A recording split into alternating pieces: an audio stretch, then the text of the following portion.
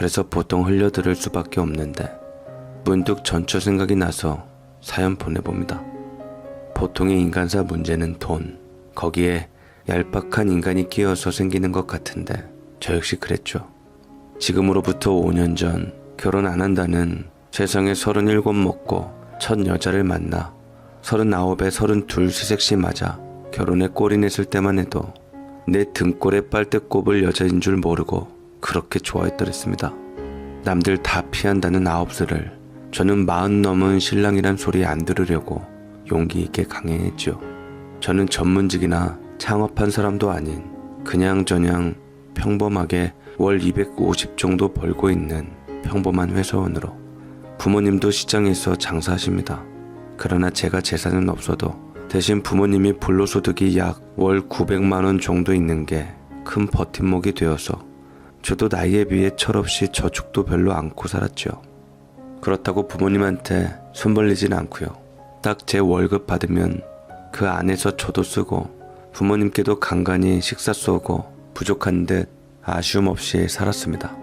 집사람은 역시 집에서 도움받은 거 없는 공무원이라 월급이 적어서 모은 돈이 없었는데 그런가 보다 장가가는 것이 어디냐 그렇게 부모님 도움받아 결혼을 했죠. 신혼집은 부모님 상가 맨 꼭대기층에 있는 살림집에 들어가 그렇게 큰 출혈 없이 해결이 되었습니다. 물론 제 밑에 여동생과 남동생 그리고 재수씨의 눈총이 느껴졌지만 그래도 총각 귀신으로 늙어 죽게 할 순 없잖냐는 말씀에 다들 수긍을 했죠.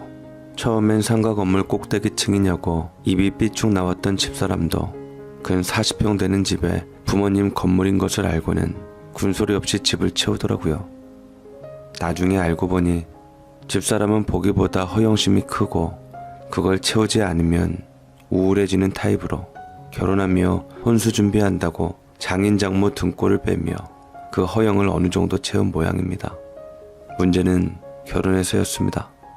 둘이 앞에 약 400만 원 정도 많지도 적지도 않은 월급을 받아보니 걱정이 앞서는 게 그래도 애 없을 때 허리띠 졸라 저축해야지 답이 안 나올 것 같은 겁니다. 아무리 그래도 비상금 정도는 있어야 하는 거 아니냐라고 하며 트러블이 생겼는데 집사람이 허영이 포기가 안 되는 모양입니다. 저는 왜 부자랑 결혼하지 않고 저와 결혼했는지 모르겠는데 며칠 이 문제로 다툰 후에 집사람이 머리 아프다고 들어눕더니 아예 사직서를 써버렸습니다. 저는 기가 막혀 승천할 정도였는데 핑곗거리가 있더라고요. 애 말입니다. 제 나이가 있으니 애를 빨리 가져야 할 거 아니냐 하는데 딱히 틀린 말도 아니라 그래 집에서 살림하며 돈 어려운 줄 알아라 했는데 쓰고 또 쓰고도 더 쓰고 싶어하고 아직도 갖고 싶은 게 더 많은 여자입니다.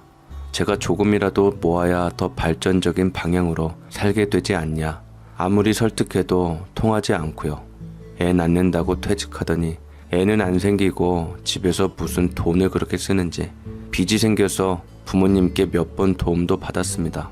심지어 허리 아프다고 도우미 아주머니까지 불렀는데 4시간에 6만 원 드리거든요. 그러면 시간당 15,000인 건데 시급이 그거보다 적었던 여자가 할 짓이냐고요 이게. 주 3회 쓰고 있는데 아이가 태어나면 베이비시터까지 구한다고 설쳐될 거 아닙니까? 그럼 제 월급보다 아주머니 비용이 더 나가는 상황이라 제가 얼굴을 붉히며 따끔하게 이야기를 했습니다. 그런 서비스는 적어도 시간당 15,000원 이상의 가치를 창출할 수 있는 사람이 쓰는 거 아니냐?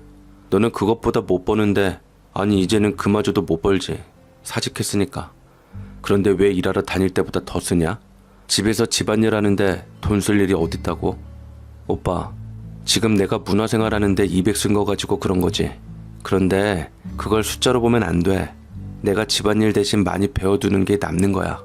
어차피 학원 보내야 할 거 아니야. 내가 집안일 원래 싫어하고 그렇다고 집에서 갑갑하게 있는 것도 그렇고 미리 공부하는 거야. 이제 애 태어나면 교육비 들 텐데 그거 내가 홈스쿨링 하려고. 현재 아줌마한테 한 80 들어가잖아.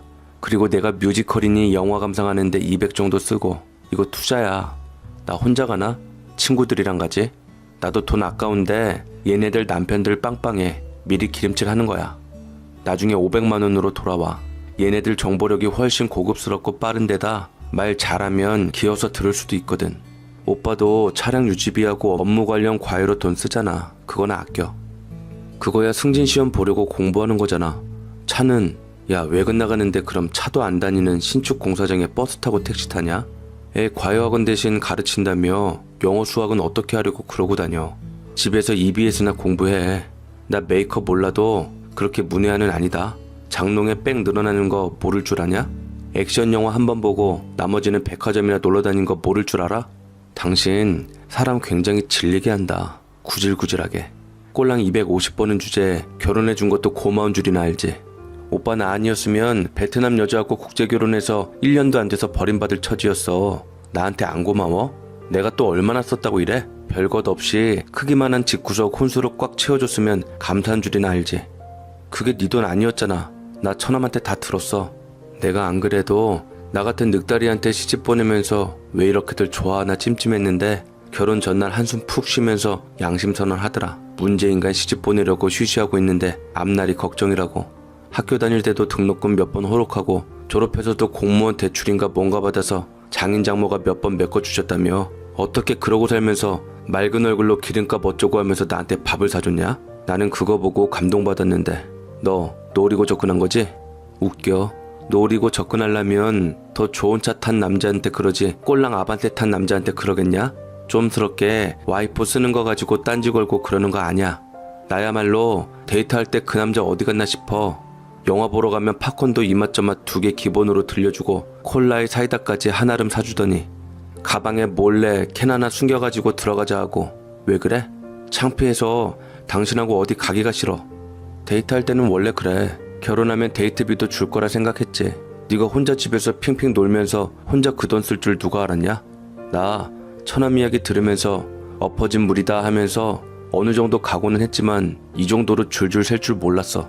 나도 돈 안 쓰는 놈 아니지만 당신 너무 대책 없이 살아. 우리 부모님 건물 믿고 그러는가 본데 그거 3분의 1이다. 다 우리 것 아니라고.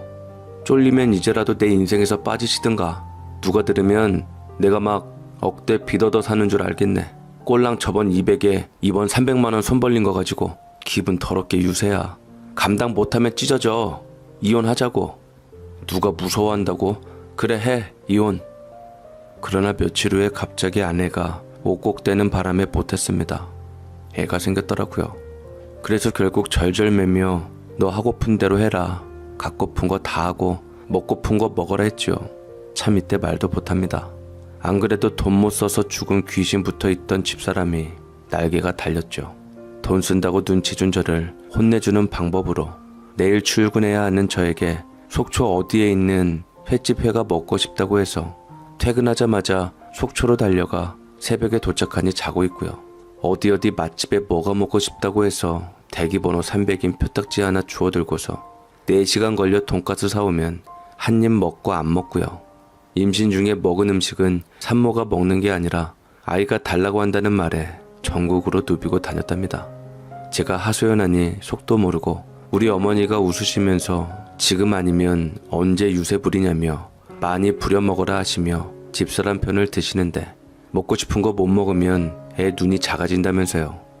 아무튼 초음파 사진 보니 제가 사가지고 간 것들을 참새처럼 조금 먹긴 했지만 눈이 평범하게 작지도 크지도 않더라고요. 뱃속에 아이 들어있다고 해도 실감도 안 나더니만 근 10만원 돈 내고 3D 입체 초음파를 보니 신기할 정도로 선명하게 보이는데 하품하고 손가락 빨고 찡그리고 할 거 다 아는 모습을 보고 울컥해가지고 공주님처럼 떠받들어 모셨지요. 신기하게 의사가 그만 봅시다 하자 뱃속 아이가 조만간 봐요 아빠 하듯이 손가락으로 부위하는데 울 뻔했네요. 아무튼 그렇게 근 8개월을 자기 맘대로 이리저리 저와 본가를 흔들던 집사람이 2주에 2천만 원인 산후조리원에 들어가고 싶다고 할 적에 더러워서 때려치려고 했습니다. 친정어머니 시어머니 다 있는 여자가 무슨 조리원입니까? 게다가 주제를 알아야지. 제 연봉이잖아요. 심지어 제가 알아본 최고급이 500만 원이었거든요. 직장 선배 와이프도 거기 갔었는데 좋았다고 해서 그래 눈 딱 감고 그리로 보내줘야지 했는데 자기가 딱 집더라고요. 청담동 2주에 2천만 원짜리로. 연예인 누구도 거기서 나왔다고요. 사실 산후조리원 세대가 아닌 분들이 그렇듯이 저 낳고 우리 엄마도 3, 7일 동안 저 돌보며 누워 계셨지 딱히 몸조리 같은 것 없이 바로 일하셨답니다. 요즘은 전문적인 마사지사까지 붙어서 고나리를 해준다는데 웃긴 게 그것도 따로 비용 내는 거지 조리원비에는 포함이 안 된답디다.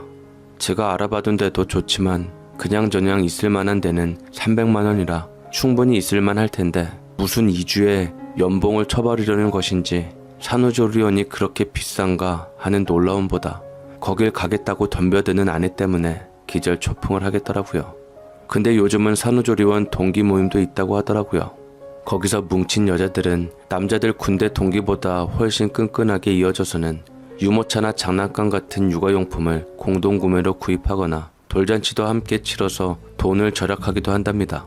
여기서부터 신분이 달라진다며 눈물을 글썽이면서 말을 하는데 시가가 맏며느리를 집에서 조리하게 둘 정도로 궁색하지는 않지 않냐며 우리 부모님께 부탁드려 달라고 하더라고요.